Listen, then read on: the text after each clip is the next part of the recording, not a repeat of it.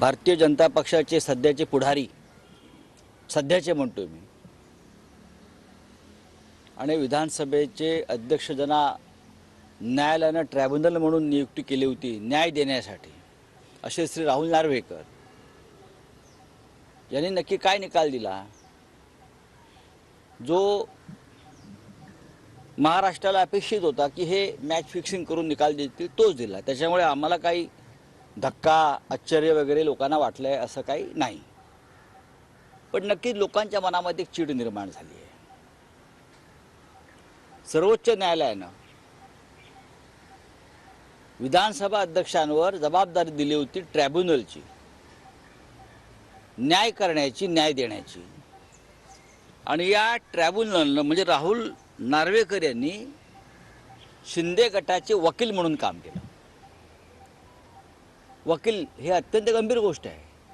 आपण जर संपूर्ण निकालपत्र पाहिलं असेल, ते ज्या पद्धतीनं वाचत होते, तर ते advocate Narvekar pleading for mister Shinde and his group,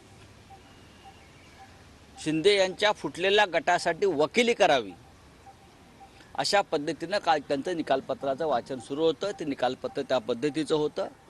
ते न्यायमूर्तीचं किंवा ट्रायब्युनलचं निकालपत्र नव्हतं, तर एका बेईमान गटाची वकिली, चोरांची वकिली करावी, लफंग्यांची वकिली करावी, पाकिटमारांची वकिली करावी, अशा पद्धतीने ते निकालपत्राचं वाचन करत होते.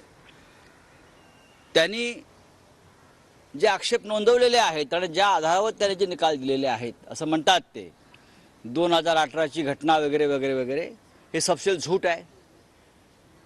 प्रत्येक डॉक्युमेंट्स, प्रत्येक कागदपत्र, प्रत्येक पुरावा त्यांच्यासमोर ठेवलेला आहे आणि सर्वोच्च न्यायालयातही ठेवलेला आहे.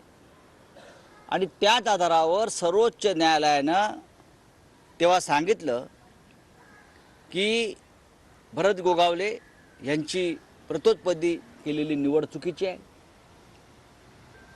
अवैध आहे.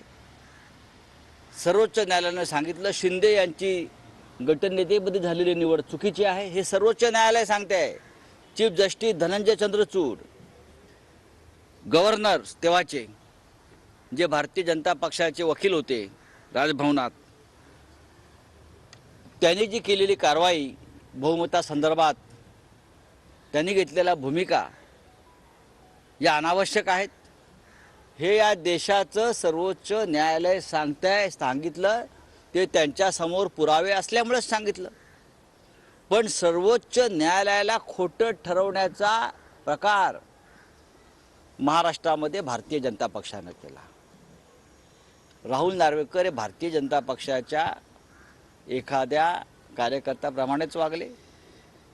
ते ट्रायब्युनलसारखे वागले नाहीत, एवढंच मी सांगतो. आम्ही सर्वोच्च न्यायालयात नक्की जाऊ आणि आम्हाला सर्वोच्च न्यायालयामध्ये आम्हाला नक्कीच सत्य आणि न्याय याचा विजय झाला आहे हे या महाराष्ट्राला पाहता येईल, याची आम्हाला खात्री आहे. कालच्या निर्णयानंतर अनेक प्रश्न निर्माण झाले आहेत. हे बेईमान गटाचे लोक फटाके वाजवत आहेत,